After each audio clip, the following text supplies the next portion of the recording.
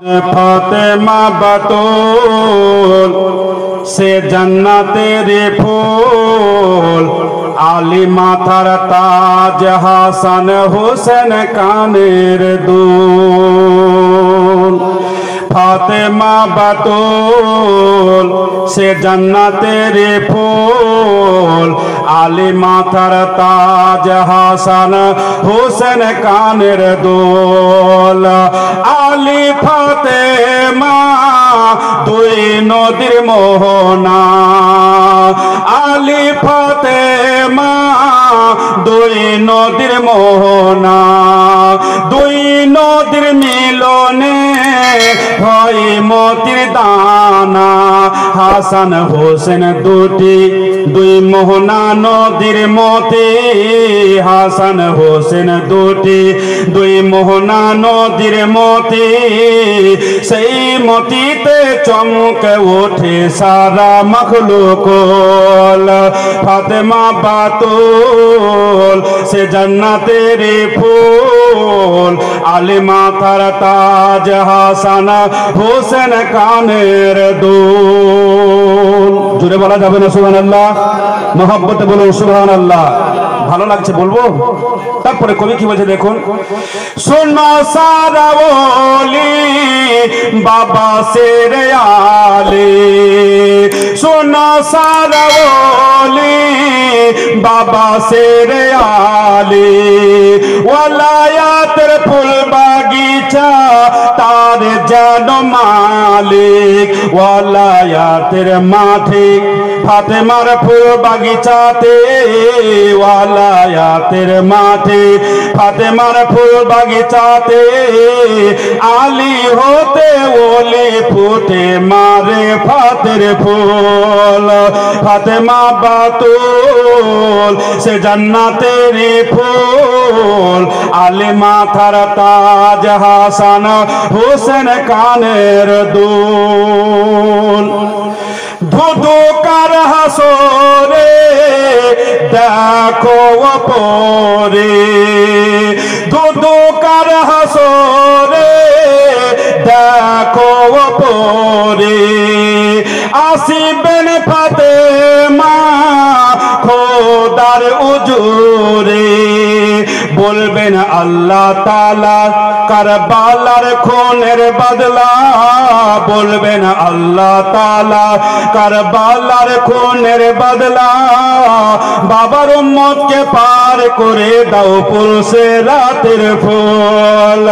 ফাতেমা বাতুল সে জান্নাতের ফুল, আলী মাথার তাজ হাসান হোসেন কানের দুল।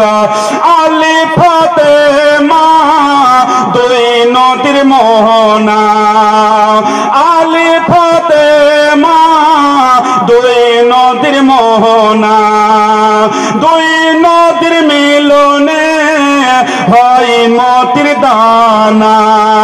হাসান হোসেন দুই মোহনা নদীর মতি, হাসান হোসেন দুই মোহনা নদীর মতি, সেই মতিতে চমকে ওঠে সারা মখলুকুল। ফাতেমা বাতুল সে জান্নাতের ফুল, আলী মাথার তাজ হাসান হোসেন কানের দুল। তো দেখেন বাবা, আমার নবী মুস্তাফা সাল্লাল্লাহু তাআলা আলাইহি ওয়াসাল্লাম কত বড় গায়বের সংবাদদাতা নবী আমার। একদিন আমার নবী মুস্তাফা সাল্লাল্লাহু তাআলা আলাইহি ওয়াসাল্লাম মসজিদ নববী শরীফে নামাজ পড়ার জন্য ইমাম হয়ে মুসাল্লাতে দাঁড়িয়ে গেছেন।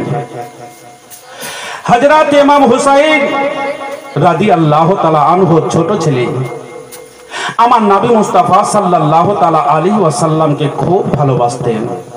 আর আমার নবী মুস্তাফা সাল্লাল্লাহু তাআলা আলাইহি ওয়াসাল্লাম হাসান হোসেনকে খুব ভালোবাসতেন। আমার নবী মুস্তাফা সাল্লাল্লাহু তাআলা আলাইহি ওয়াসাল্লাম যদি কিছুক্ষণ ধরে আমার হযরত ইমাম হাসান আর হোসেনকে দেখতে না পেতেন, আমার নবী মুস্তাফা মা ফাতেমার কাছে চলে আসতেন হাসান হোসেনকে দেখার জন্য। আর হাসান আর হোসেন যদি কিছুক্ষণ ধরে আমার নবী মুস্তাফাকে দেখতে না পেতেন, তো আমার নবী মুস্তাফাকে দেখার জন্য আমার নবী মুস্তাফা পর্যন্ত পৌঁছে যেতেন। জোরে বলুন সুবহানাল্লাহ। হযরত ইমাম হুসাইন রাদিয়াল্লাহু তাআলা আনহু দীর্ঘ সময় দিয়ে আমার নবী মুস্তাফা সাল্লাল্লাহু তাআলা আলাইহি ওয়াসাল্লামকে দেখতে পায় নাই। তাই হযরত ইমাম হুসাইন রাদিয়াল্লাহু তাআলা আনহু দিলের মধ্যে মায়ার মাউত মহব্বতের ঢেউ উথাল পাথাল করতে আরম্ভ করেছে। হযরত ইমাম হোসেন আর বাড়িতে বসে থাকতে না পেরে আমার নবী মুস্তাফার মহব্বতে ঘটে ঘটে পায়ে ছোট ছোট পায়ে আমার নবী মুস্তাফাকে দেখার জন্য বাড়ি থেকে বেরিয়ে গেছে। জোরে বলুন সুবহানাল্লাহ। এইদিকে আমার নবী মুস্তাফা সাল্লাল্লাহু তাআলা আলাইহি ওয়াসাল্লাম মসজিদে নববী শরীফে ইমাম হয়ে মুসাল্লাতে দাঁড়িয়ে গেছেন। নবী পাক সাল্লাল্লাহু তাআলা আলাইহি ওয়াসাল্লামের সাহাবীগণ মুক্তাদি হয়ে পিছনে দাঁড়িয়ে আছেন। হযরত ইমাম হোসেন রাদিয়াল্লাহু তাআলা আনহু বুঝে গেলেন যে আমার নানা মুস্তাফা এই মসজিদে নববী শরীফেই আছে। দেখছে সবাই নিয়াত করে কাঁটা ধরে দাঁড়িয়ে আছে। এই অবস্থায় তো ভিতরে ঢোকা যাবে না। এবার আমার নবী মুস্তাফা রুকুতে গেলেন, রুকু থেকে উঠলেন। এবার যখন সিজদাতে গিয়েছেন, হযরত ইমাম হোসেন রাদিয়াল্লাহু তাআলা আনহু কাঁটাগুলোকে ফাড়িয়ে ফাড়িয়ে আমার নবী মুস্তাফা সাল্লাল্লাহু তাআলা আলাইহি ওয়াসাল্লাম পর্যন্ত পৌঁছে গেলেন। জোরে বলুন সুবহানাল্লাহ। দেখছি আমার নানা মুস্তাফা সিজদায় পড়ে আছে, সিজদায় রত আছে। হযরত ইমাম হুসাইন রাদিয়াল্লাহু তাআলা আনহু আমার নবী মুস্তাফা সাল্লাল্লাহু তাআলা আলাইহি ওয়াসাল্লামের পিঠ মোবারকের উপরে চেপে বসে গেলেন। জোরে বলুন সুবহানাল্লাহ। হযরত ইমাম হুসাইন রাদিয়াল্লাহু তাআলা আনহু আমার নবী মুস্তাফা সরওয়ারে দু আলম সাল্লাল্লাহু তাআলা আলাইহি ওয়াসাল্লামের পবিত্র পিঠ মোবারকের উপরে চেপে বসে গেছেন। এইদিকে নবী আমার গায়বের সংবাদদাতা নবী আমার বুঝতে আর বাকি নাই, জানতে বাকি নাই। নবী আমার বুঝে গেছেন আমার পিঠ মোবারকের উপরে চেপে কে বসেছি। আমার নবী মুস্তাফা বুঝে গেছেন আমার পিঠ মোবারকের উপরে আমার বেটির বেটা হুসাইন, আমার নাতি হুসাইন চেপে বসে গেছি। তাই দয়ার নবী, মায়ার নবী আব্দুল্লাহর নয়নের তারা মা আমিনার জিগার পারা যিনি মক্কার ফুল মদিনার দুল জানাবে মুহাম্মদ মুস্তাফা সাল্লাল্লাহু তাআলা আলাইহি ওয়াসাল্লাম জানা বাবা সিজদাটাকে লম্বা করে দিলেন। নবী আমার চিন্তা করলেন সিজদা থেকে যদি আমি মাথা তুলে নি আমার বেটির বেটা হুসাইন আমার পিঠ মোবারকের উপর থেকে ধুম করে মসজিদের সাহানে পড়ে যাবে। আমার বেটির বেটা হুসাইন যদি আমার পিঠ মোবারকের উপর থেকে যদি মসজিদের সাহানে ধুম করে পড়ে যায় আমার নাতি হুসাইনের কষ্ট হবে। ইমাম হুসেন হু করে কাঁদবে, আর হুসেন যদি কাঁদে আমার বেটি ফাতেমা জানতে পারলে ফাতেমা কাঁদবে, আমার জামাই জানতে পারলে হযরতে আলী কাঁদবে। হুসাইন আলী ফাতেমা যদি কাঁদে আমি নবী মুস্তাফা সহ্য করতে পারবো না, সইতে পারবো না। এই জন্য নবী আমার সিজদাটাকে বাবা লম্বা করে দিয়েছি। এই জন্য নবী আমার সিজদাটাকে লম্বা করে দিয়েছে। এবার যখন হযরত ইমাম হুসাইন রাদিয়াল্লাহু তাআলা আনহু আমার নবী মুস্তাফা সাল্লাল্লাহু তাআলা আলাইহি ওয়াসাল্লামের পিঠ মোবারকের উপর থেকে বাবা নেমে গেলেন, নবী আমার সিজদা থেকে মাথা তুলে নিলেন। বৈঠকের কাজ কমপ্লিট করে নেওয়ার পর নবী আমার ডান দিকে সালাম ফিরালেন, বাম দিকে সালাম ফিরালেন।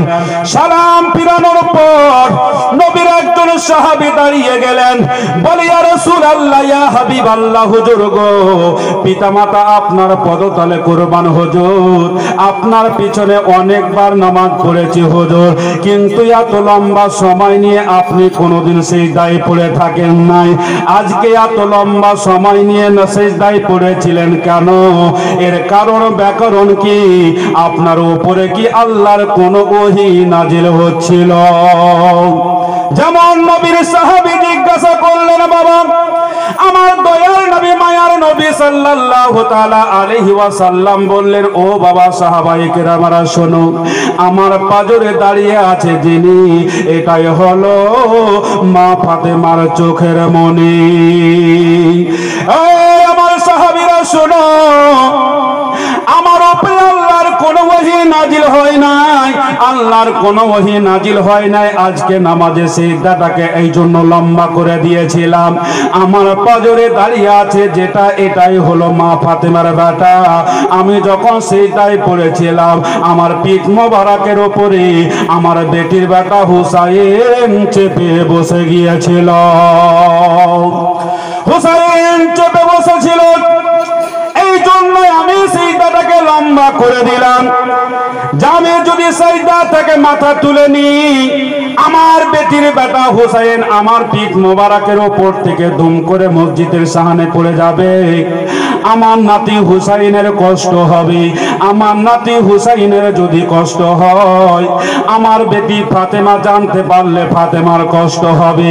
আমার জামাই হযরতে আলী যদি জানতে পারে, হযরতে আলীর কষ্ট হবে।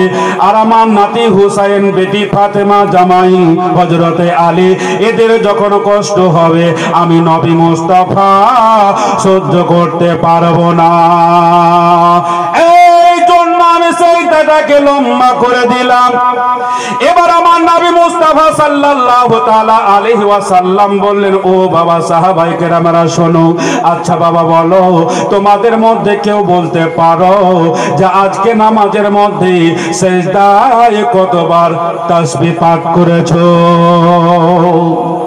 তোমাদের মধ্যে কেউ বলতে পারো যে আজকের নামাজের সিজদাতে কতবার সিজদার তাসবিহটা পাঠ করেছো? নবীর একজন সাহাবী দাঁড়িয়ে গেলেন, বলে, ইয়া রাসূলুল্লাহ, ইয়া হাবিবাল্লাহ, হুজুর পিতামাতা আপনার পদতলে কুরবান হুজুর। তবে ইয়া রাসূলুল্লাহ, ইয়া হাবিবাল্লাহ, হুজুর গো, আমি বলতে পারবো আজকের নামাজের সিজদাতে কতবার তাসবিহ পাঠ করেছি। নবী আমার বললেন, তাহলে তুমি বলো। তখন নবীর সাহাবী বললেন, ইয়া রাসূলুল্লাহ, ইয়া হাবিবাল্লাহ, হুজুর গো, আজকের নামাজের সিজদাতে একবার নয়, দুইবার নয়, 10 বার নয়, 20 বার নয়, 50 বার নয়, এক এক করে আমি গণনা করে সিজদার তাসবিহ 72 বার পড়েছি। কতবার? বুঝতে পারছেন কতবার বললাম? 72 বার পড়েছি। তখন আমার দয়াল নবী আকা মুস্তাফা সাল্লাল্লাহু তাআলা আলাইহি ওয়াসাল্লামের চোখ দিয়ে ঝরঝর করে পানি ঝরে গেলেন। নবী আমার বললেন, ও বাবা সাহাবায়ে কেরামরা, তোমরা সবাই কান করে শোনো, আমার পাজরে দাঁড়িয়ে আছে যিনি, এটাই হলো মা ফাতেমার চোখের মনি। একে তোমরা ভালো করে দেখে নাও।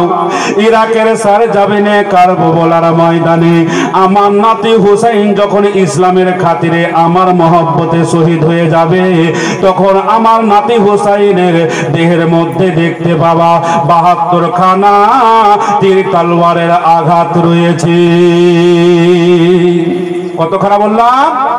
72 খানা তীর তলোয়ারের আঘাত রয়েছে। জগতের মুসলমান, আমি হাসান হোসেনের জীবনী করতে আসিনি বাবা, জীবনী বলার জন্য আসিনি। তবে দেখুন বাবা, উদ্দেশ্য হলো এটা, নবী আমার কত বড় গায়েবের সংবাদদাতা। নবী আমার হযরতে ইমাম হোসেন ছোট ছেলে, কখন ইরাকের সারজামিনে কারবালার ময়দানে হযরতে ইমাম হোসেন নবী পাকের মহব্বতে ইসলামের খাতিরে শহীদ হবে, কতটা তার দেহের মধ্যে তীর তলোয়ারের আঘাত হবে। আমার নবী মুস্তাফা সাল্লাল্লাহু তাআলা আলাইহি ওয়াসাল্লাম মসজিদে নববী শরীফে বসে বসে বলে দিলেন, জোরে বলুন সুবহানাল্লাহ। মসজিদে নববী শরীফে বসে বসে নবী আমার বলে দিলেন যে হযরত ইমাম হুসাইন ইসলামের খাতিরে আমার মহব্বতে যখন কারবালার ময়দানে শহীদ হবে, তার দেহের মধ্যে 72 খানা তীর তলোয়ারের আঘাত দেখতে পাবা। এই জন্য মহান আল্লাহ রাব্বুল আলামিন পবিত্র কালাম পাকের মধ্যে বলেছেন, ওয়া আল্লামাকা মা লাম তাকুন তাআলাম, অর্থাৎ নবী গো, আপনি যা কিছু জানতেন না, আপনাকে সব কিছু জানিয়ে দেওয়া হয়েছে এবং শিখিয়ে দেওয়া হয়েছে। জোরে বলুন সুবহানাল্লাহ। দেখুন জগতের মুসলমান, নবী আমার কত বড় গায়েবের সংবাদদাতা নবী। আমার নবী মুস্তাফা সাল্লাল্লাহু তাআলা আলাইহি ওয়াসাল্লাম যখন ইসলামের প্রথম যুদ্ধ বাবা বদরের যুদ্ধ হয়েছিল, আমার নবী মুস্তাফা সাল্লাল্লাহু তাআলা আলাইহি ওয়াসাল্লাম মাত্র 313 জন মুসলমানকে লইয়া বাবা যুদ্ধের ময়দানে গিয়েছিলেন হাজার কাফিরের সঙ্গে মোকাবিলা করার জন্য। কিন্তু জগতের মুসলমান ময়দানের যেটা ভালো জায়গা ছিল ওটা কাফিরেরা আগেই দখল করে নিয়েছিল। যেই দিকে শুধু বালি আর বালি, ঘোড়া দৌড়া যাবে না এমন দিকটা ফাঁকা পড়েছিল। জগতের মুসলমান নবীর একজন সাহাবী বললেন, ইয়া রাসূলুল্লাহ, ইয়া হাবিবাল্লাহ, হুজুর গো, ময়দানের যেটা ভালো জায়গা সেটা তারা দখল করে নিয়েছে হুজুর। এমন কি যেই দিকে শুধু বালি আর বালি, ঘোড়া দৌড়া যাবে না, ঘোড়া পেছে যাবে এমন দিকটা শুধু ফাঁকা পড়ে আছে হুজুর। আর একজন বললেন, বলে ইয়া রাসূলুল্লাহ, ইয়া হাবিবাল্লাহ, হুজুর ময়দানে যেটা পানির ইদুরা ছিল, পানির কূপ ছিল, সেটাও তারা আগেই দখল করে নিয়েছে হুজুর। আমাদের যদি পানির প্রয়োজন হয় পানি কোথায় পাব? নবী আমার দুইখানা হাত উত্তোলন করে মহান আল্লাহ রাব্বুল আলামিনের কাছে বাবা দোয়া করলেন। যেমন বাবা দোয়া করলেন, একেবারে মসল ধরা কামিল হুজুর, একেবারে বাবা কলসির কলসি পানি বর্ষণ হলো। আর যেমন বাবা পানি বর্ষণ হলো, কাফিরেরা ভালো জায়গাটা দখল করেছিল, ভালো জায়গা যেন পানি পড়ে বাবা কাদা কিচাড় হয়ে গেল। আর বালির উপরে যেমনই পানি পড়ে যাওয়া, বালিটা সিমেন্টের মতো জয়েন্ট হইয়া গেল। আমার নবী মুস্তাফা বললেন, ও বাবা সাহাবায়ে কেরামেরা শুনে নাও, তোমরা এই পানিগুলোকে অবহেলা করে নষ্ট করে দিও না, এই পানিগুলোকে তোমরা অবহেলা করে ছেড়ে দিও না। এই পানিগুলোকে তোমরা ছোট ছোট চৌবাচ্চা করে ঘেরাও করে নাও, গর্ত করে ঘেরাও করে নাও। এই পানিগুলো ভবিষ্যতে কাজে লাগবে, ওযু গোসল করা হবে। জগতের মুসলমান, যেমন আমার নবী মুস্তাফা বললেন বাবা সবাই যেন ছোট ছোট চৌবাচ্চা করে গর্ত করে পানিগুলোকে সবাই থেমে নিল। এবার দেখেন বাবা যুদ্ধ যেন বাবা শুরু হয়ে গেছে, যুদ্ধ শুরু হয়ে গেছে। ময়দানের এক প্রান্তরে যেন বাবা হযরত আব্দুর রহমান ইবনে আওফ রাদিয়াল্লাহু তাআলা আনহু ময়দানের এক প্রান্তরে যেন আল্লাহর কাছে দুইখানা হাত উত্তোলন করে দোয়া চাইছি। বলে, আল্লাহ গো, আমি বাড়ি চাই না, গাড়ি চাই না, ধন চাই না, দৌলত চাই না গো আল্লাহ, জমি চাই না, জায়গা চাই না, টাকা পয়সা চাই না গো আল্লাহ। আমার মনে বড় আশা, আমি যেন আবু জেহেলকে মারতে পারি। আমার নবী মুস্তাফাকে নামাজের অবস্থায় কত বিরক্ত করেছে, উটের ভরি চাপিয়েছে। আমার নবী মুস্তাফা সাল্লাল্লাহু তাআলা আলাইহি ওয়াসাল্লামকে কাঁদতে কাঁদতে দেশ ছাড়া করেছে গো আল্লাহ। তাই আমার মনে বড় আশা, আমি জানো আবু জেহেলকে মারতে পারি। এই বলে বাবা দোয়া করছে। আর ছোট ছোট দুটো বাচ্চা গিয়ে তার পাশে দাঁড়াইয়া গেল। দোয়া শেষ হলো, বাচ্চা দুটো দাঁড়াইয়া গেল। দাঁড়ার পরে বলে, চাচা গো, ও গো চাচা আব্দুর রহমান। বলে, আরে বাবা তোরা কারা রে, তোরা কি বলছিস রে? তখন ছোট ছোট বাচ্চা দুটো বলে, চাচা গো, আমাদের কথা যদি শুনেন তাহলে বলবো গো চাচা। বলে, আরে বাবা তোরা কি বলতে চাস? বলে, চাচা গো, আমাদের মনে বড় আশা, আমরা বাড়ি চাই না, গাড়ি চাই না, ধন দৌলত চাই না গো চাচা। আমাদের মনে বড় আশা, আমরা জানো আবু জেহেলকে মারতে পারি। হযরত আব্দুর রহমান ইবনে আওফ রাদিয়াল্লাহু তাআলা আনহু বলছেন, আরে বাবা তোরা ছোট ছোট ছেলে, তোমাদের আবু জেহেল কি ক্ষতি করেছে রে বাবা? ছোট ছোট বাচ্চা দুটো বলে, চাচা আবু জেহেল আমাদের জমি দখল করে নাই, আমাদের বাড়ি দখল করে নাই, আমার মাকে গালি দেয় নাই, বাবাকে গালি দেয় নাই। কি করেছে জানো গো?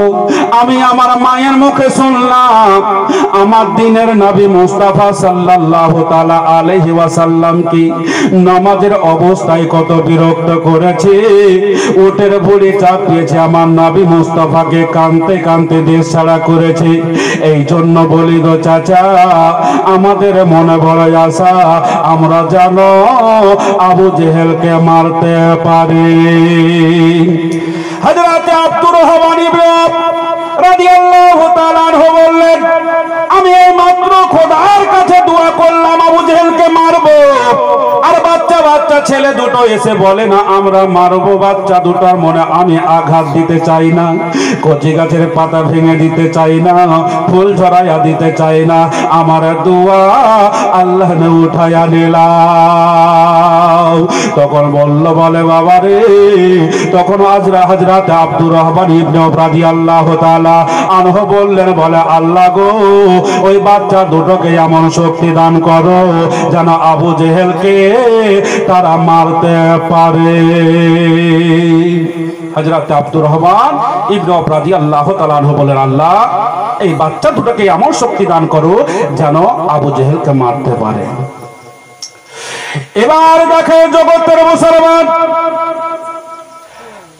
ছোট ছোট বাচ্চা দুটোকে, ছোট ছোট বাচ্চা দুটো বলো চাচা গো, আবু জেহেল নাম কানে শুনেছি, চোখে দেখি নাই, তবে আবু জেহেল কোনটা লোকের নাম একটু বলে দিলে ভালো হতো গো চাচা। তখন বাচ্চা দুটো যেমন এই কথা বললো, হযরত আব্দুর রহমান ইবনে রাদিয়াল্লাহু তাআলা আনহু বললেন, বলে ভাতিজা, ওই যে দেখো হাজার কাফেরের ভিতরে যেটা ঘোড়ার উপরে চেপে লোহার হেলমেট মাথায় দিয়ে আছে, ওটা লোকের নাম হলো আবু জেহেল। বলে চাচা চললাম গো, আমাদের জন্য দোয়া করবেন আর আমাদের যেন মনের আশা পূর্ণ হয়। কি বলবো বাবা রে, ছোট ছোট বাচ্চা দুটো যেন বাজ পাখির মতো ছুটে গেল হাজার কাফেরের ভিতরে গিয়া আবু জেহেলের ঘোড়ার পাঁজরে দাঁড়ায়া। বাচ্চা দুটো যেন বাবা আমার নবী মুস্তাফাকে স্মরণ করে আর হযরত আলী শেরে খোদা রাদিয়াল্লাহু তাআলা আনহুকে সামনে করে বাবা এসা জোরে বাবা তলোয়ার মেরেছে, আবু জেহেলকে যেন বাবা নিচে ফেলাইয়া দিয়েছে। আবু জেহেলকে নিচে ফেলাইয়া দিয়েছি। আবু জেহেল ঘোড়া থেকে পড়ে লটপট লটপট করে। কিন্তু জগতের মুসলমান, আবু জেহেলের বেটা আকরামা ওই ময়দানে ছিল। উনি কেমন করে জানতে পেরে গেল যে ছোট ছোট বাচ্চা দুটোতে আমার বাবাকে কাতাল করে দিয়েছে, ঘোড়া থেকে নিচে ফেলাইয়া দিয়েছে।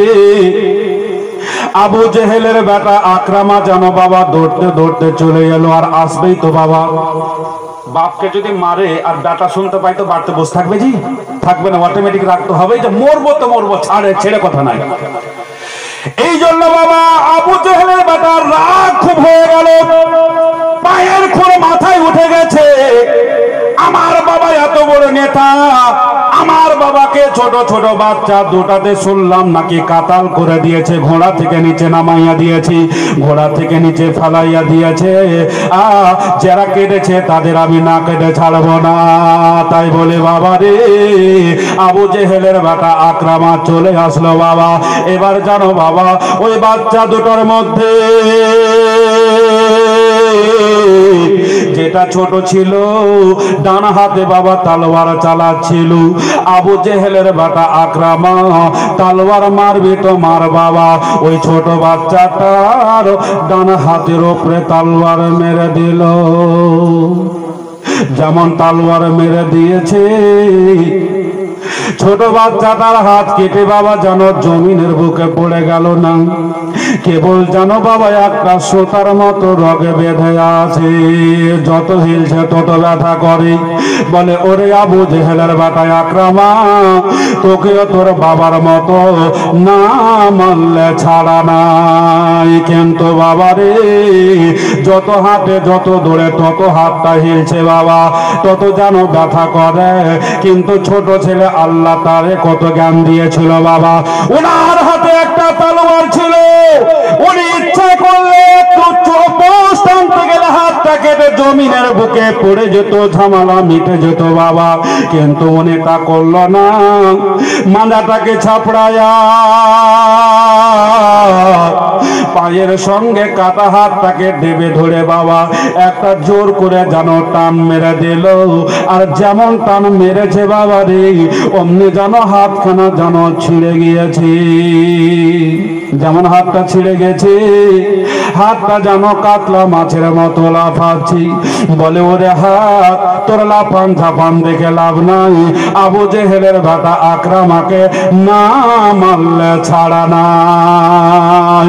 কি বলবো বাবা রে, এবার যেন আবু জেহেলের বেটা আকরামার পিছে যেন বাবা তাড়া করতে আরম্ভ করলো।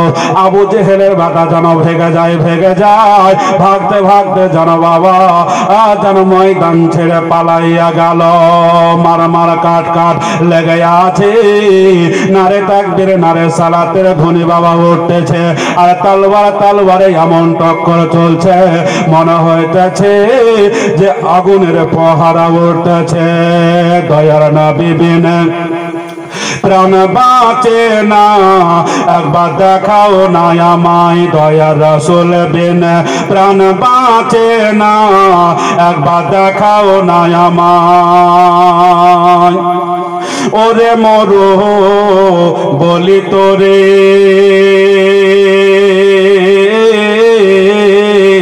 আমার দয়ার নবী কি গেছে তোর উপরে। ওরে মরো বলি তোরে, আমার দয়ার নবী কি গেছে তোর উপরে। মরু বলেন গেছেন সত্য, মরু বলেন গেছেন সত্য, তবে পায়ের রেখা কেন পড়ে না। দয়ার রাসূল বিনা প্রাণ বাঁচে না, একবার দেখাও না আমায়, দয়ার নবী বিনা প্রাণ বাঁচে না, একবার দেখাও না আমায়। জোরে বলুন সুবহানাল্লাহ। ওরে রাখাল বলো তো ভাই,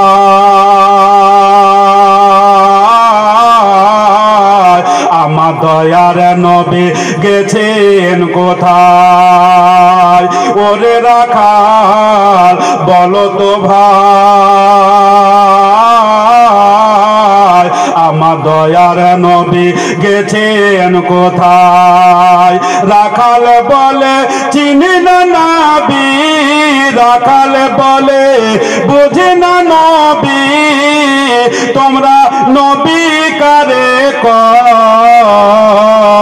দয়ার নবী বিনে প্রাণ বাঁচে না, একবার দেখাও না আমায়, দয়ার রাসূল বিনে প্রাণ বাঁচে না, একবার দেখাও না আমায়।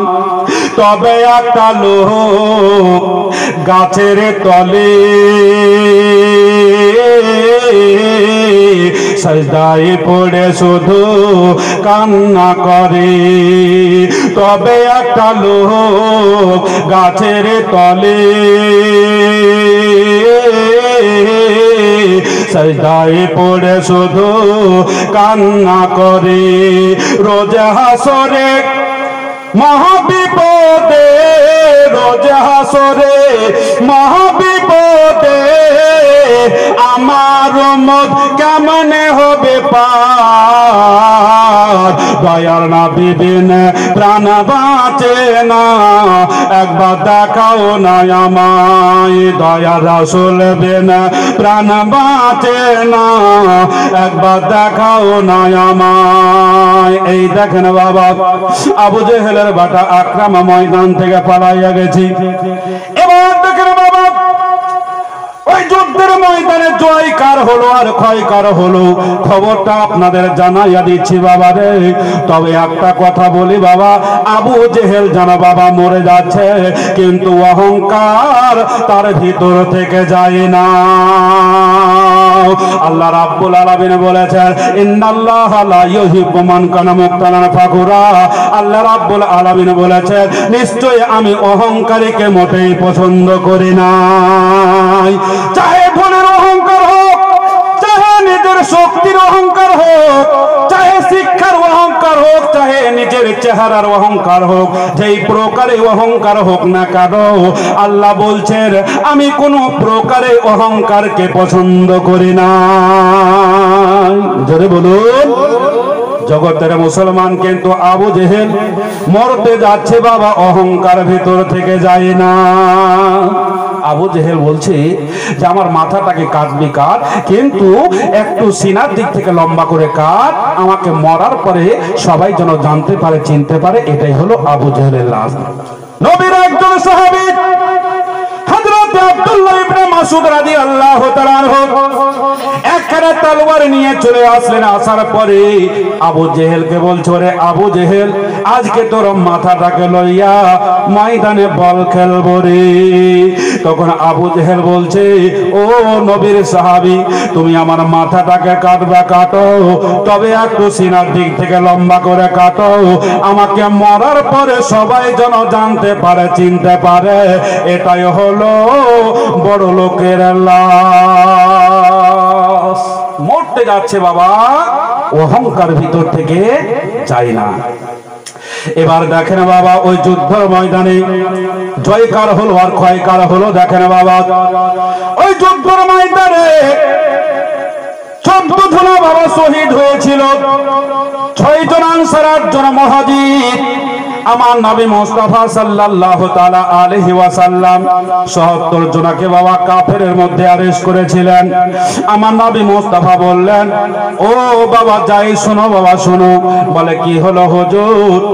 বলে এই ৭০ জনকে আরেস্ট করেছি, এদেরকে নিয়ে তুমি মক্কা চলে যাও, কারণ আমার মা বোনেরা তাকাইয়া রয়েছে রে জায়েদ, ইসলামের প্রথম যুদ্ধে জয় কার হলো আর ক্ষয় কার হলো, জয় পরাজয়ের খবর শোনার জন্য আমার মা বোনেরা তাকাইয়া রয়েছে রে জায়েদ। তাই তুমি দেরি করো না, তাড়াতাড়ি করে এই ৭০ জনকে নিয়ে মক্কা চলে যাও, আর খবর দিয়ে দেবে আমরা মুসলমান জয় করেছি, তারা সুস্থি পাবে।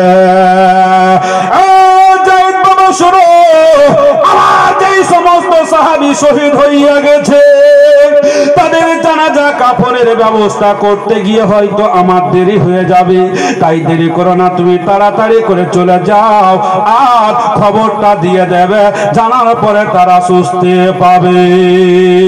যেমন নবী আমার বললেন, বাবা গো, ও মা খালারা, খালা ফুফুরা শোনো, অমনে জানো বাবা, নবীর গোলাম হযরত যায়েদ রাদিয়াল্লাহু তাআলা আনহু ৭০ জনকে নিয়ে বাবা মক্কার দিকে জানো বাবা ধাপিত হচ্ছে, রওনা হচ্ছে।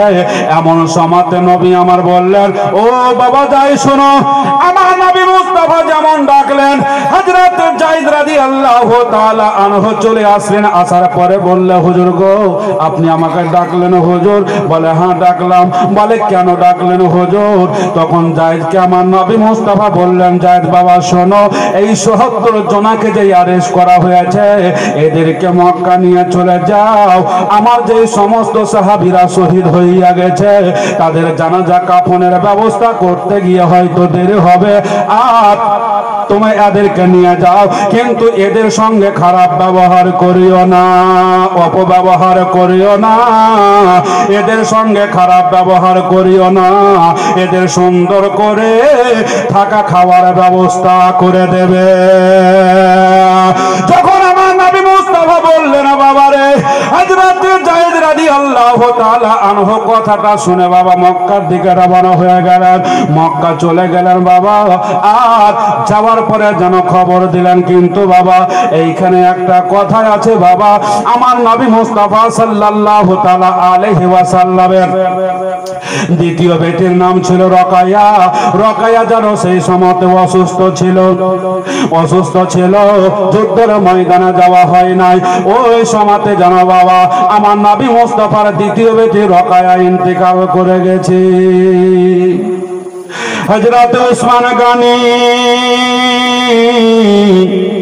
রাদিয়াল্লাহু তাআলা আনহু যেন বাবা কেঁদে জার হয়ে যাচ্ছে। আহারি এইদিকে আমার নবী মুস্তাফা সাল্লাল্লাহু তাআলা আলাইহি ওয়াসাল্লাম জানো বাবা 14 জন সাহাবীর জানাজা কাফনের ব্যবস্থা করে বাবা মক্কার দিকে রওনা হলেন। মক্কার দিকে চলে আসছে। এইদিকে জানো বাবা ৭০ জনের বাবা খাওয়া থাকার ব্যবস্থা করে দিয়েছে। এবার আমার নবী মুস্তাফা চলে আসছেন।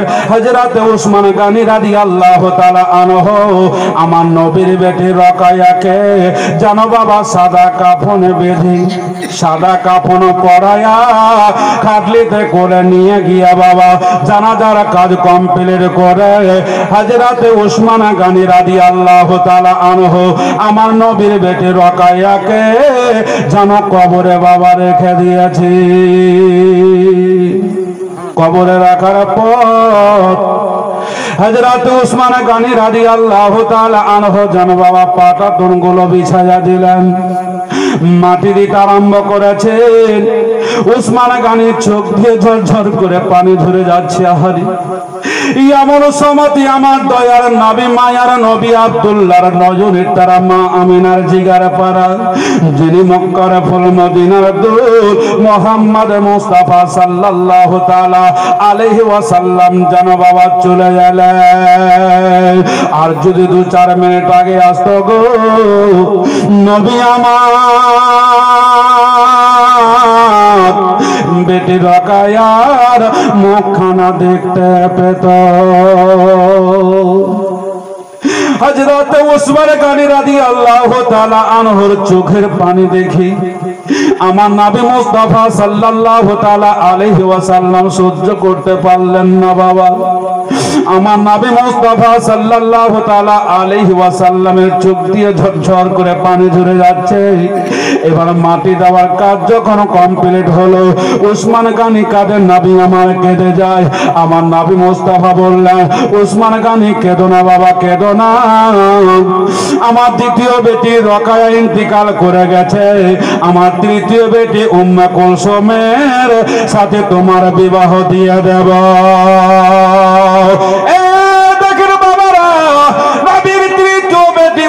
কুলসুমের সাথে ওসমান গনির বিয়ে দেওয়া হলো। কিছুদিন পরে বাবা উম্মে কুলসুম যেন ইন্তিকাল করে গিয়েছিল। ওসমান গনি আবার কেঁদে জার হয়ে গিয়েছিলেন। নবী আমার বলেছিলেন, ওসমান গনি কেঁদো না বাবা, কেঁদো না। আল্লাহ যদি আমাকে একটা করে 40টা বেটি দান করতো রে, আমি নবী মুস্তাফা একটা করে ওসমান আমি তোমাকে বেটি দান করে দিতাম। নারে তাকবীর, নারে রিসালাত।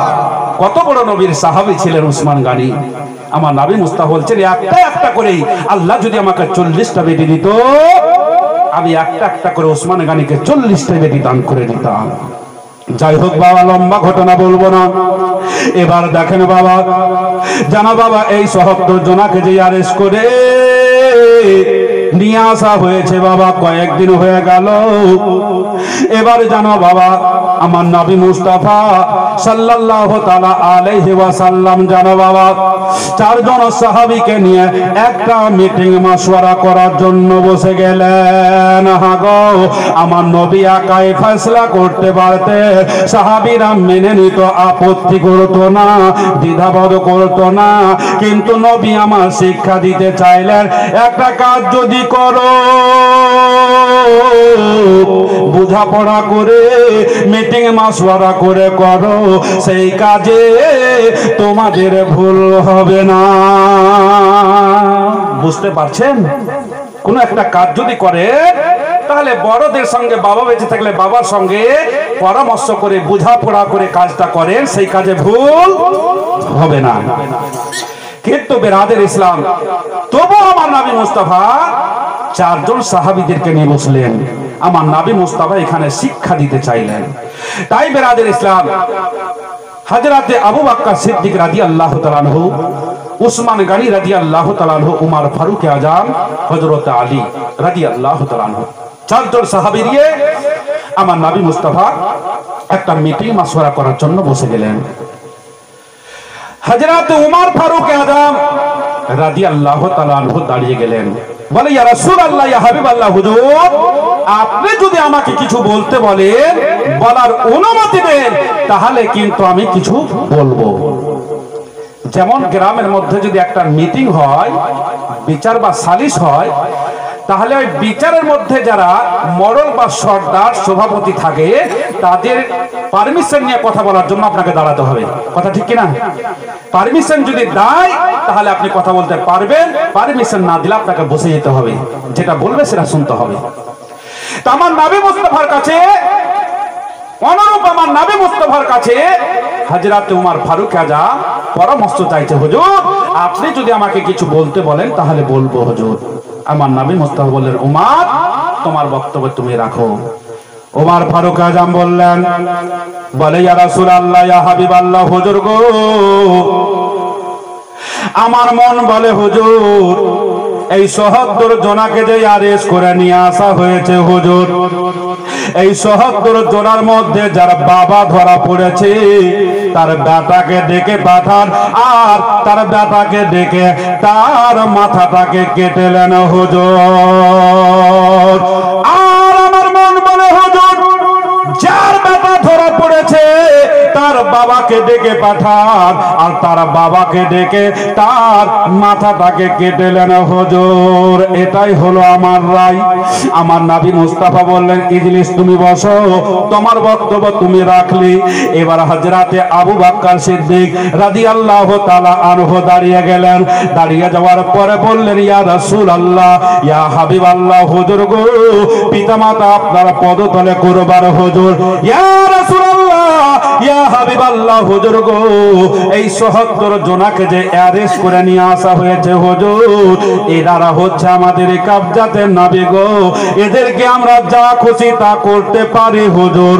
কিন্তু আমার মন বলে হুজুর মারামারিটা ভালো হবে না, কাটাকাটিটা ভালো হবে না। আমার মন বলে হুজুর এদের কিছু জরিমানা নিয়ে, ফিদিয়া নিয়ে এদের রিহাই করে দেওয়া ভালো। এদের কিছু জরিমানা ফিদিয়া নিয়ে এদের ছেড়ে দেওয়াটা ভালো। আমার নবী মুস্তাফা বললেন, আজকের মিটিং এর চূড়ান্ত সিদ্ধান্ত হলো এটা, এই ৭৭ জনা যে ধরা পড়েছে তার গার্জেনের খবর করে দেওয়া হোক, তারা আসবে আর তারা জরিমানা দিয়ে, ফিদিয়া দিয়ে তারা এখান থেকে রেহাই পাইয়া যাবে। এবার বাবা খবর করা হলো, কিন্তু দেখেন বাবা দুঃখের কথা কি বলবো বাবা রে, বলতে গেলে বাবা কলেজা ফেটে গায়ে রুমটা খাড়া হয়ে যায়।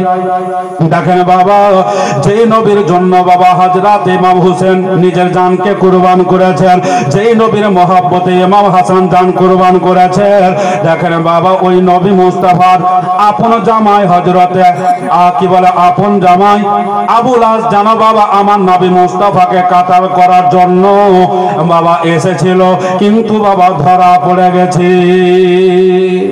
কাতাল করার জন্য এসেছিল, কিন্তু বাবা ধরা পড়ে গেছে। আমার নবী মুস্তাফার বড় মেয়ের নাম হচ্ছে জয়নব, আর জয়নবের বিয়ে হয়েছিল আবুল আসের সঙ্গে। আমার নবী মুস্তাফা বলছেন আজকে জামাইও না চাচাও না, আজকে জরিমানা ফিদিয়া না দিলে কাউকে রিহাই করা যাবে না। জগতের মুসলমান, এবার জগতের মুসলমান আবুল আসের বাড়ি খবর করা হলো। যেমনই খবর করা হলো, আমার নবী মুস্তাফা সাল্লাল্লাহু তাআলা আলাইহি ওয়াসাল্লামের বেটি জয়নব নিজের স্বামীকে ছুটাবার জন্য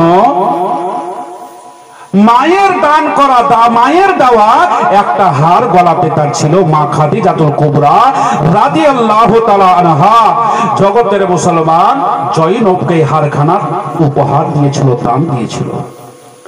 আর ওই হারখানাকে কাগজে একটা পুরিয়া করে আমার নবী মুস্তাফার হাতে দিয়ে দিল। আর জয়নব বলে পাঠিয়েছে, বলে আব্বা হুজুর, আমার স্বামী আবুল আসকে এই হাতটা ফিদিয়া জরিমানা স্বরূপ নিয়ে আমার স্বামী আবুল আসকে আপনি ছেড়ে দেন। আমার নবী মুস্তাফা সাল্লাল্লাহু তাআলা আলাইহি ওয়াসাল্লাম যেমন বাবা কাগজের পুরিয়াটা খুললেন, খোলার পরে দেখছেন যেন বাবা একটা সুন্দর হার রয়েছে, যেন একটা সুন্দর হার রয়েছে। আর ওই হারখানা দেখে যেন আমার নবী মুস্তাফা সাল্লাল্লাহু তাআলা আলাইহি ওয়াসাল্লামের যেন বাবা বিবি খাদিজার কথা মনে পড়ে গেল। যেমন বিবি খাদিজার কথা মনে পড়ে গেল, আমার নবী মুস্তাফার চোখ দিয়ে ঝরঝর করে পানি ঝরে গেল। হারখানা কাগজের পুরিয়া করে জয়নবের কাছে বাবা পাঠিয়ে দিবে নবী মুস্তাফা। আবুল আসকে বলল, আবুল আস রে শোন, এই যে হারখানা আমার বেটি জয়নব দিয়ে পাঠিয়েছে, হারখানাকে নিয়ে চলে যা। তবে তোর একটা শর্ত হলো, তুই এইখান থেকে বাড়ি যাওয়ার পরে আমার বেটি জয়নবকে বাড়ি পাঠাইয়া দে। এটাই হলো তোর ফিদিয়া, এটাই হলো তোর জরিমানা। আমার বেটি জয়নব তোর বাড়িতে আর থাকবে না, আমার বেটি জয়নবকে বাড়ি পাঠাইয়া দে। আবুল আস বলল, বলে হুজুর, আমি কথা খেলাপ করব না, কথা দিলাম আপনার বেটি জয়নবকে আমি বাড়ি পাঠাইয়া দেব। আবুল আস বেচারা বাবা চিন্তা করলো, নবীর সঙ্গে কথা দিয়েছি, নবীর বেটি জয়নবকে বাড়ি পাঠাইয়া দিতে হবে। হারখানা নিয়ে গিয়ে বলে, বিবি রে, ও নবীর বেটি জয়নব, তোমার হারখানা তুমি গলায় পড়ে নাও। তোমার বাবা বলেছে, নবী বলেছে তোমার হার গলায় তুমি পড়ে নাও। আর তোমার আব্বা নবী মুস্তাফা বলেছে তোমাকে হেফাজতে বাড়ি পাঠাইয়া দিতে। আবুল আস একটা কথা বলেছিল, বলে হুজুর, আপনার বেটি জয়নবকে আমার লোক দিয়ে আপনার বাড়ি পাঠাবো না আপনার লোক দিয়ে আমি আপনার বেটি জয়নবকে নিয়ে আসবেন? আমার নবী মুস্তাফা চিন্তা করলেন, এরা হলো কাফের, এদের কথার দাম নাই। হয়তো এ নিয়ে আসতে গিয়ে ওদের লোক দিয়ে পাঠাতে গিয়ে আমার বেটির কোনো ঘটনা ঘটিয়ে দিতে পারে, তাই ওর লোক দিয়ে হবে না। আমার নবী মুস্তাফা বললেন, আবুল আস রে, আমি লোক পাঠাবো, আমার লোক দিয়ে আমার বেটি জয়নবকে তুমি পাঠাইয়া দেবে। এই দেখেন বাবা, আমার নবী মুস্তাফা সরওয়ারে দু আলম সাল্লাল্লাহু তাআলা আলাইহি ওয়াসাল্লাম জানো বাবা একটা উট দিয়ে বাবা একজন নবীর সাহাবীকে পাঠাইয়া দিলেন। আর যাওয়ার সময় বাবা কোনো কথা নাই, কিন্তু ওই কাফেরেরা জানতে পেরে গেছে যে নবী মুস্তাফা সাল্লাল্লাহু তাআলা আলাইহি ওয়াসাল্লামের বেটি জয়নব জানো চলে যাবে নবী মুস্তাফার বাড়ি। আর যখন বাড়ি চলে যাবে, আমরা নবীর বেটি জয়নবকে কোনো মতে বাড়ি যেতে দেব না। নবীর দুশমনেরা অঙ্কটা কষেছে, একটা বললমে জানো বাবা বিষ মাখাইয়া, আর জানো বাবা পাহাড়ের গুহাতে জানো লুকাইয়া লুকাইয়া দেখে যে নবীর বেটি জয়নব যখন উঠে চড়ে এইটা রাস্তা দিয়ে যাবে, এই বল্লমখানা আমরা পিছন দিক থেকে গাদাম করে মারব, নাভি দিয়ে বেরিয়ে যাবে, নবীর বেটি জয়নব সারা জীবনের মতো ইন্তেকাল হয়ে যাবে। এটাই ছিল তাদের ধারণা। এবার জানো বাবা নবী মুস্তাফা সাল্লাল্লাহু তাআলা আলাইহি ওয়াসাল্লামের বেটি জয়নব উটের উপরে চেপে চলে যাচ্ছেন। এবার যখন বাবা ওই পাহাড়ের গুহা নিকটে পৌঁছেছে, পাহাড়ের গুহার কাছে যেমন বাবা পৌঁছেছে, গুহাটা যেমন পার হবে, ওই দুশমনরা দেখলো নবীর বেটি জয়নব আবুল আসের বাড়ি থেকে নবীর বাড়ি চলে যাচ্ছে, আর কোনোদিন আবুল আসের বাড়ি আসবে না। এবার বাবা দুশমনেরা ওই বিষ মাখা বল্লমখানা নিয়ে যেন বা পিছন দিক থেকে দৌড়লো। আর আমার দয়ার নবী মায়ার নবী সাল্লাল্লাহু তাআলা আলাইহি ওয়াসাল্লামের বেটি জয়নবের পিছন দিকে বাবা গাদাম করে জানা বল্লমখানা মেরে দিয়েছে। যেমন বললাম খানা মেরে দিয়েছে, যেন বললাম খানা যেন গাদাম করে লেগে যেন বাবার নাভি দিয়ে বেরিয়ে গেছে। নবীর বেটি জয়নব যেন মা বলে চিৎকার করে কান্না করে উঠেছে।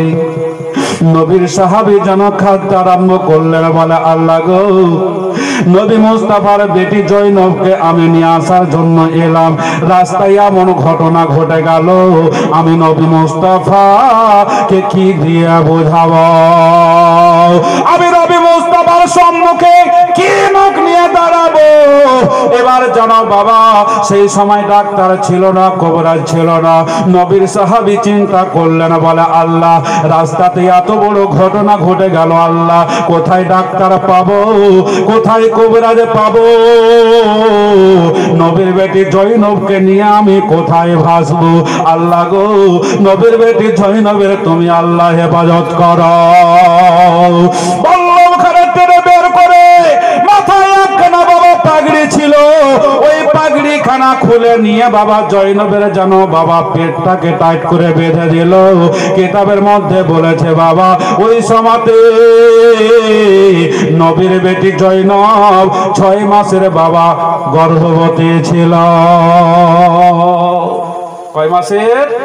6 মাসের বাবা ডেলিভারি ছিল। এমনি তো মা বোনদের পেটে যখন সন্তান আসে, আমার মা বোনদের প্রচুর কষ্ট হয়। আর সন্তান পেটে থাকা অবস্থায় যদি বল্লম মারে, তাহলে না জানি কত কষ্ট হয়।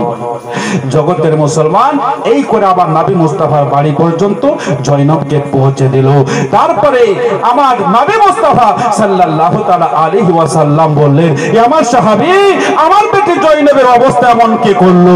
বলে হুজুর, আপনার দুশমনেরা পাহাড়ের গুহায় লুকিয়ে ছিল, সেটা আমার অজানা ছিল, পিছন দিক থেকে জোর করে বল্লম মেরে দিয়েছে। তাই হুজুর আমি বুঝতে পারিনি। জয়নব বলছে, আব্বা গো, আমার ভিতর খানা ভালো করে না, আমি মনে হয় আর দুনিয়াতে বাঁচবো না, আমি মনে হয় মরে যাব। আমার নবী মুস্তাফা বললে, জয়নব কাঁদিস না রে মা, কাঁদিস না, তুই মরবি না রে মা। যাই হোক বাবা, জয়নব সুস্থ হলো।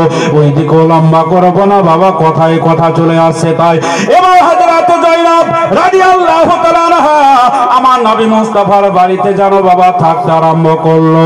এবার দেখেন বাবা, আমার নবী মুস্তাফা সাল্লাল্লাহু তাআলা আলাইহি ওয়াসাল্লামের আপন চাচা হযরত আব্বাস রাদিয়াল্লাহু তাআলা আনহু আমার নবী মুস্তাফাকে যেন কাতাল করার জন্য চলে এসেছে। একবার দোয়া করো, আল্লাহুম্মা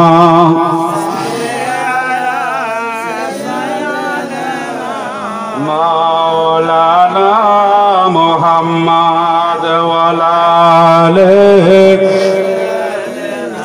মাওলানা মুহাম্মদ সাল্লাল্লাহু তাআলা আলাইহি ওয়াসাল্লাম। শেষ করে দেব না? চালাও, সবারই মন নাই মনে হয়।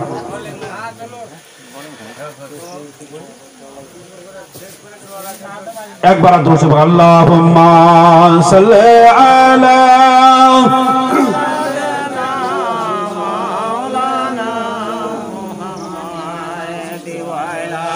আলে সাইয়্যিদিনা সাইয়্যিদিনা মাওলানা। ও মদিনার মাটি রে, সকল সুখ বুঝি তোর কপালে। ও মদিনার মাটি রে, সকল সুখ বুঝি তোর কপালে। ও মদিনার তোর বুকে আমার নবী, যার লাগে পাগল সবই, যার তরে সৃষ্টি হলো ত্রিভুবন। কাঁদি আমি সারাক্ষণে, কবে যাব সেখানে। কাঁদি আমি সারাক্ষণে, কবে যাব সেখানে। সহে না আর পরানে, ও মদিনার মাটি রে, সকল সুখ বুঝি তোর কপালে। ও মদিনার পাখি যদি হতাম আমি, উড়ে উড়ে যেতাম আমি। থাকিতো না মনে কোনো যন্ত্রণা, দেহ নাই পাখায় আমার, সাথী নাই টাকায় আমার। দেহ নাই পাখায় আমার, সাথী নাই টাকায় আমার। কেমনে কেমনে যাব ও সেখানে, ও মদিনার মাটি রে, সকল সুখ বুঝি তোর কপালে। ও মদিনার মাটি রে, সকল সুখ বুঝি তোর কপালে। ও মদিনার তোর কাছে গেলে আমি কত সুখী হতাম জানি। তোরে আমি বোঝাইব কেমনে, রওজা মুবারক যে নবীজিকে সালাম দিয়ে। রওজা মুবারক যে নবীজিকে সালাম দিয়ে। বলিতাম মনে এর বাসনা, ও মদিনার মাটি রে, সকল সুখ বুঝি তোর কপালে। ও মদিনার মাটি রে, সকল সুখ বুঝি তোর কপালে। এই দেখেন বাবা, নবীর চাচা হযরত আব্বাস রাদিয়াল্লাহু তাআলা আনহু দাঁড়িয়ে গেলেন। বলে ভাতিজা, আমার কাছে তো দেওয়ার মতো কোনো রত্ন নাই, টাকা নাই, পয়সা নাই, সোনা চাঁদি হীরা মণিমুক্তা কিছু নাই। তা আমাকে না হয়তো ছেড়ে দেওয়া হোক। তা আমার নবী মুস্তাফা বলছেন, আজকে জামানা চাচাও না, আজকে জরিমানা ফিদিয়া না দিলে কাউকে রেহাই করা যাবে না। তো হযরত আব্বাস রাদিয়াল্লাহু তাআলা আনহু বলছেন, বলে ভাতিজা, আমার কাছে তো দেওয়ার মতো কিছু নাই। তা আমার নবী মুস্তাফা বলছেন, বলে ভাতি চাচা, আপনার কাছে দেওয়ার মতো কিছু নাই? বলে না ভাতিজা।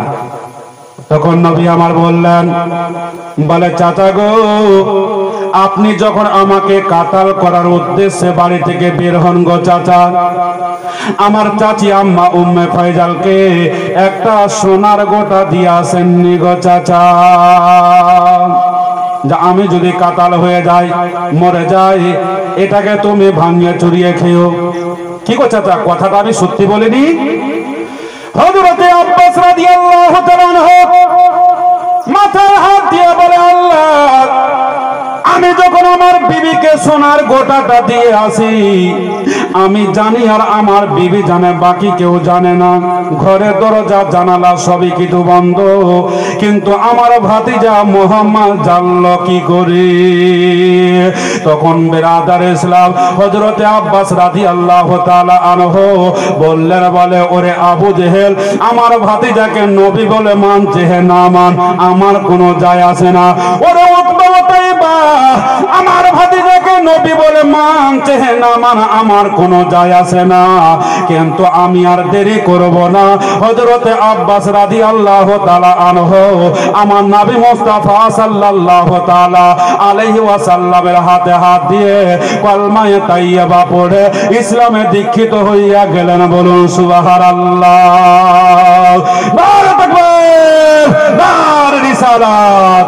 হযরতে আব্বাস রাদিয়াল্লাহু তাআলা আনহু ইসলামে যেন বাবা দীক্ষিত হয়ে গেলেন।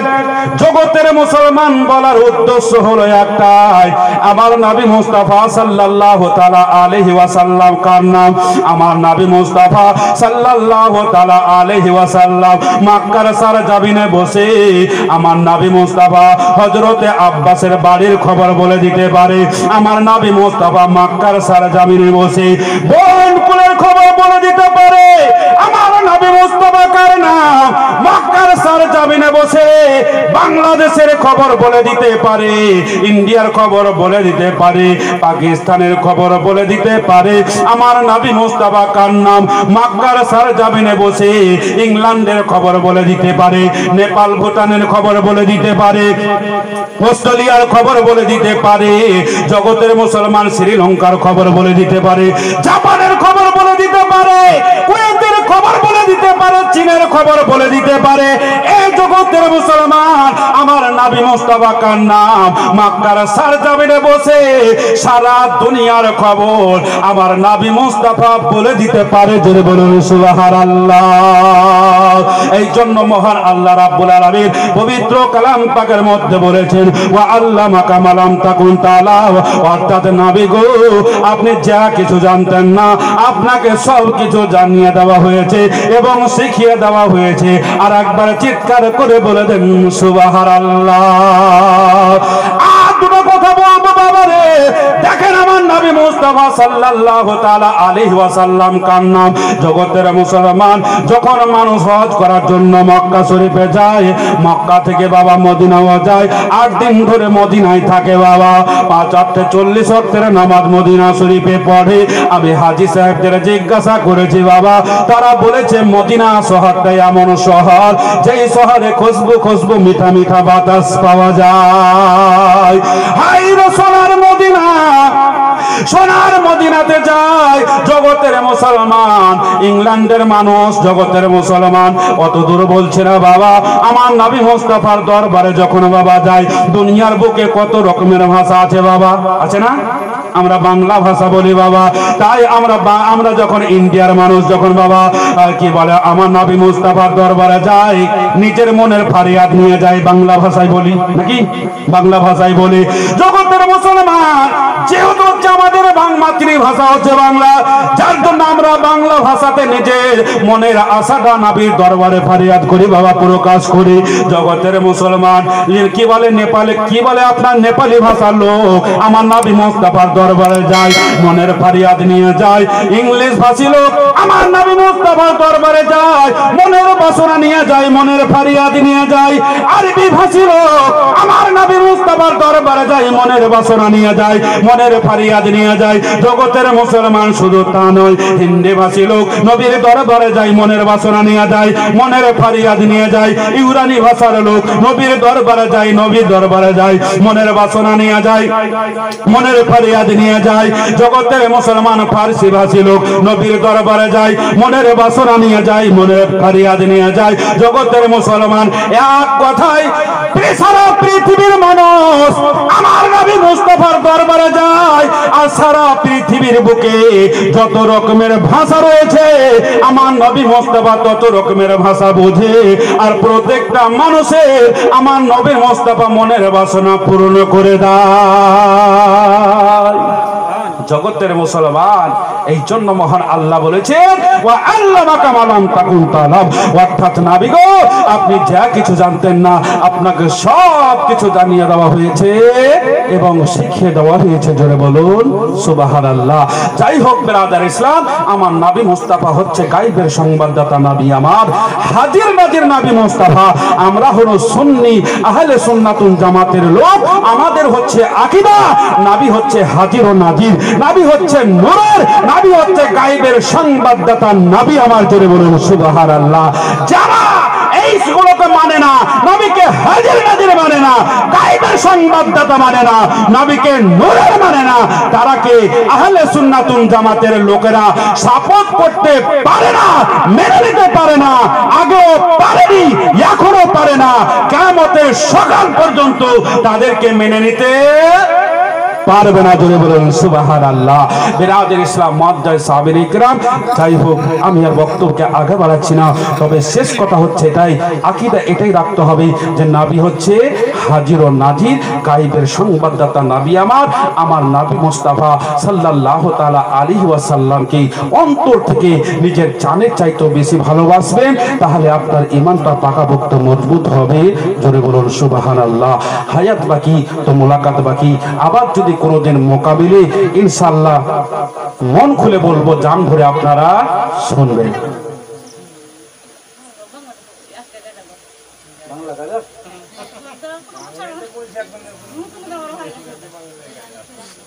বাংলায় তো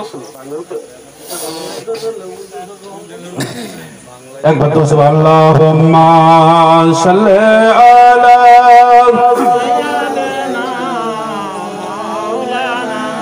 মুহাম্মাদ ওয়ালা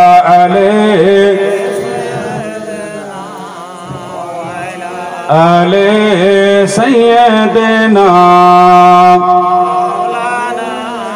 মুহাম্মদ সাল্লাল্লাহু তাআলা আলাইহি ওয়াসাল্লাম।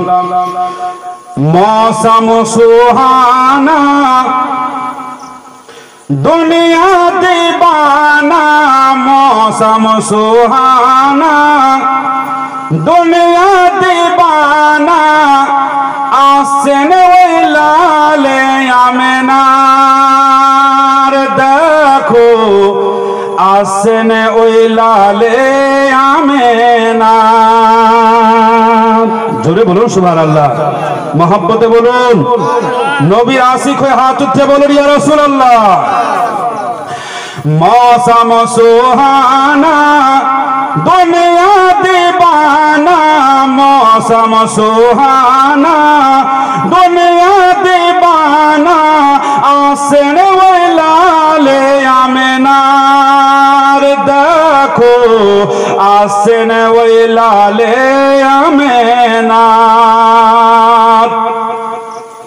মক্কাবাসী বেজায় খুশি নবীর আগমনে, মরা গাছে ফুল ফুটিল কাননে কাননে, ও গো কাননে কাননে। মক্কাবাসী বেজায় খুশি নবীর আগমনে, শুকনো গাছে ফুল ফুটিল কাননে কাননে, ও গো কাননে কাননে। কাবা ঝুঁকে ঝুঁকে সালাম দেয় নবীকে, কাবা ঝুঁকে ঝুঁকে সালাম দেয় নবীকে, চমকালো মক্কা মদিনা, দেখো আসেন ওই লালে আমেনার। মৌসম সুহানা দুনিয়া দিবানা, মৌসম সুহানা দুনিয়া দিবানা, আসেন ওই লালে আমেনার, দেখো আসেন ওই লালে আমেনার। বুঝতে পারছেন তো? জোরে বলেন সুবহানাল্লাহ। আমি যে স্টেজে জালসা করি একটু শ্রোতাদের বকাই বেশি, আপনাদের বকতে অসুবিধা হচ্ছে? কোনো ফালতু কোনো বকাই না, সুবহানাল্লাহটাই বলাই। আর সুবহানাল্লাহ বললে বাবা নেকি হয়, গুনাহ হয় না। জোরে বলেন সুবহানাল্লাহ।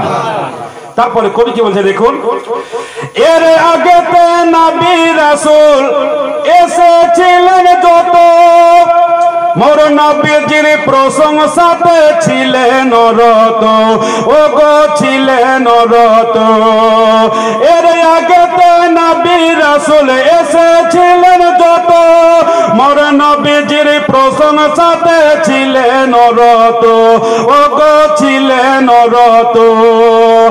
আদম হতে ঈসা নূহ ইব্রাহিম মুসা, আদম হতে ঈসা নূহ ইব্রাহিম মুসা, এসেছেন যাহার বাহানা,